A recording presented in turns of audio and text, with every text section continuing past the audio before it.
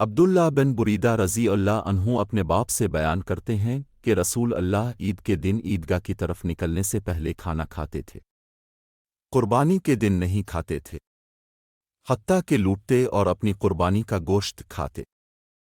ابوبکر رضی اللہ عنہ کہتے ہیں کہ رسول اللہ سے پوچھا گیا کون سا حج افضل ہے؟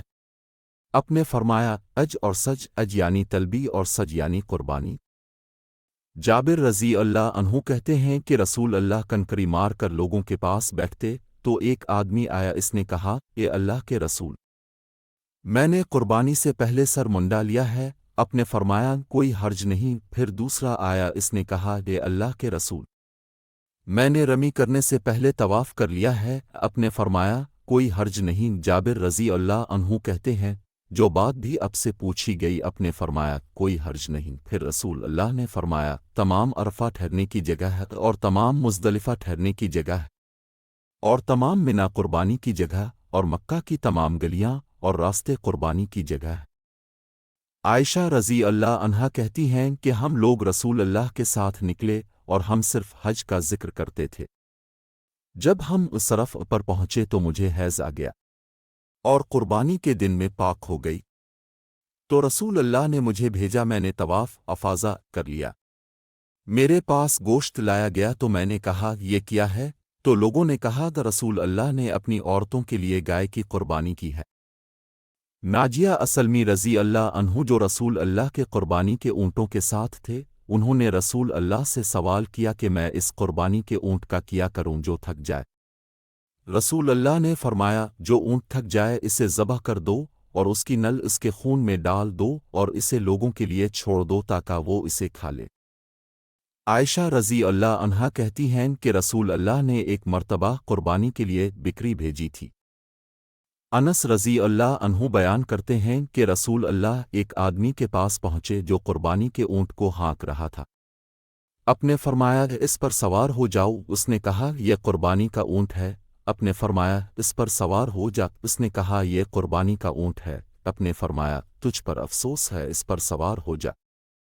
زیاد بن جبیر کہتے ہیں کہ ابن عمر رضی اللہ عنہما نے کسی آدمی کو دیکھا جو قربانی کے اونٹ کو بٹھائے ہوئے تھا، تو انہوں نے کہا اسے اٹھا کر کھڑا کر کے باندھ دے، رسول اللہ کی سنت اسی طرح ہے۔ عائشہ رضی اللہ عنہا کہتی ہیں کہ میں رسول اللہ کی قربانی کے جانوروں کے لیے قلودے بٹا کرتی تھی اور وہ اپنے قربانی کے جانور کو قلادہ باندھ کر بھیجا کرتے تھے اور خود مدینہ میں مقیم ہوتے تھے اور کسی چیز سے پرہیز نہیں کرتے تھے، حتیٰ کہ اب کے جانوروں کی قربانی کی جاتی تھی۔ علی رضی اللہ عنہ کہتے ہیں کہ رسول اللہ نے انہیں حکم دیا کہ وہ اپنے قربانی کے جانوروں پر کھڑا ہو اور ان کا گوشت، ان کے چمڑے اور ان کے جل تقسیم کریں، اور گوشت بنانے والے قصاب اجرت میں قربانی کا گوشت نہ لیں۔ انس رضی اللہ عنہ کہتے ہیں کہ رسول اللہ نے 2 خاکستری رنگ کے سینگوں والے مینڈھوں کی قربانی کی۔ آپ بسم اللہ اللہ اکبر کہتے تھے، میں نے دیکھا آپ اپنے ہاتھ سے انہیں ذبح کر رہے تھے اور آپ ان کے پہلو پر اپنے قدم رکھے ہوئے تھے۔ راوی کہتا ہے کہ میں نے کہا آپ نے ان سے سنا؟ انہوں نے کہا جی ہاں۔ سلمہ رضی اللہ عنہا کہتی ہیں کہ رسول اللہ نے فرمایا جو شخص قربانی کرنا چاہے وہ ذی الحجہ کے پہلے عشرے میں نہ اپنے ناخن کاٹے اور نہ بال کٹوائے۔ عبید بن فیروز کہتے ہیں کہ میں نے براق سے ان جانوروں کے متعلق پوچھا جن کی قربانی سے رسول اللہ نے منع کیا۔ انہوں نے کہا وہ 4 قسم کے جانور ہیں جو کفایت نہیں کرتے: بھینگا جس کا بھینگا پن ظاہر ہو، اور لنگڑا جس کا لنگڑا پن ظاہر ہو، اور مریض جس کا مرض ظاہر ہو، اور بوڑھا انتہائی لاغر۔ عبید رضی اللہ عنہ کہتے ہیں میں نے براق سے کہا میں اس بات کو برا جانتا ہوں کہ دانت، کان اور سین میں کوئی نقص ہو۔ انہوں نے کہا جسے تم برا سمجھو اسے چھوڑ دو اور کسی کے لیے اسے حرام مت کرو۔ حجیہ بن عدی کہتے ہیں میں نے سنا علی رضی اللہ عنہ سے کوئی آدمی پوچھ رہا تھا گائے کتنے آدمیوں کی طرف سے کافی ہے؟ انہوں نے کہا 7 آدمیوں کی طرف سے۔ میں نے کہا اگر سین میں کوئی نقص ہو؟ انہوں نے کہا اس میں تمہارا کوئی نقصان نہیں ہے۔ حجیہ کہتے ہیں میں نے کہا اگر لنگڑا پن ہو؟ انہوں نے کہا قربانی کی جگہ تک پہنچ جائے تو کچھ حرج نہیں۔ پھر انہوں نے کہا کہ رسول اللہ نے حکم دیا کہ کان، آنکھ اور ناک اچھی طرح دیکھ لے۔ علی رضی اللہ عنہ کہتے ہیں کہ ہمیں رسول اللہ نے حکم دیا کہ ہم کان، آنکھ اور ناک اچھی طرح دیکھ لیں اور مقابلہ مدابرہ، خرقاق اور شرقن کی قربانی نہ کرے۔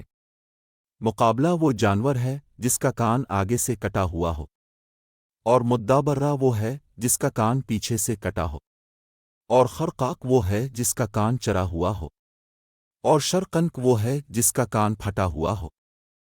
عقبہ بن عامر کہتے ہیں کہ رسول اللہ نے مجھے کچھ بکریاں دے تاکہ میں انہیں اب کے صحابہ میں تقسیم کر دوں۔ میں نے ان کو تقسیم کیا تو ایک عتود باقی رہا۔ میں نے رسول اللہ کو بتایا تو اپنے فرمایا اس کی قربانی تم کر لو۔ ابو محمد کہتے ہیں عتود بکری کے 1 برس کے بچے کو کہتے ہیں۔